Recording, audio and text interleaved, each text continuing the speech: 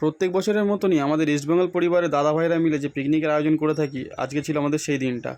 আজকে আমাদের মেনুতে ছিল ফিশ ফিঙ্গার, স্যালাড, ভাত, ইলিশ মাছ ভাজা, ইলিশ মাছ ভাপা, আর সাথে ছিল গোলবাড়ির কষা খাসির মাংস। চলুন দেখে নিই আজকের এই রান্নার প্রিপারেশনের কিছু মুহূর্ত। এখন ফিঙ্গারের জন্য মশলাপাতি রেডি হচ্ছে, আর মিক্সার পাইনি, এখন মিক্সারটা পাইনি বলে এখন শিলনোড়ায় বাড়ছে নেড়া। ম্যারিনেট করা আছে, অলরেডি ম্যারিনেট হয়ে রয়েছে। এদিকে ম্যারিনেট করা আছে, এবার এটা তৈরি হচ্ছে। আর ওইদিকে হেড কুক এটা ব্লক শেফ করছিস না এটা বুঝতে পারছি না আমি। ওইদিকে রান্না করছে। তুই ল্যাংড়া পাটা নিয়ে ব্লকটা কর। এখন মাছের মাথা দিয়ে মুগ ডাল হবে। এদিকে ইলিশ মাছটাও মেখে রাখা হয়ে গেছে নুন হলুদ দিয়ে।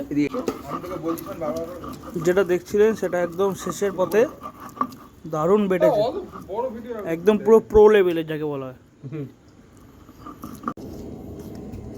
এটা এখন সেকেন্ড ম্যারিনেশন চলছে।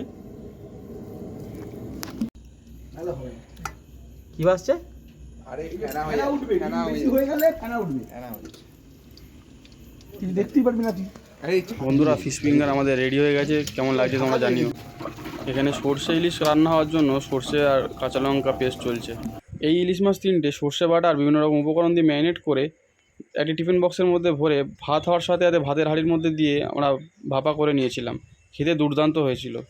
আজকে আমাদের সব রান্নার দায়িত্ব নিয়েছিল বুড়োদা, আর শুধু ফিশ ফিঙ্গারটা আমি রেডি করে দিয়েছিলাম। এখন আমাদের গোলবাড়ির কষা মাংস কষে রেডি হয়ে গেছে।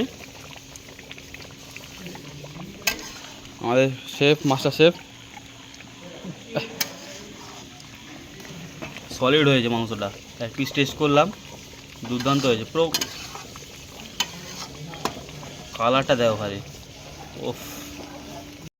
রান্নাবান্নার পর্ব সেরে আমরা সবাই একসাথে খাওয়া দাওয়া করে দারুণ মজা করে আজকের এই দিনটা শেষ করলাম।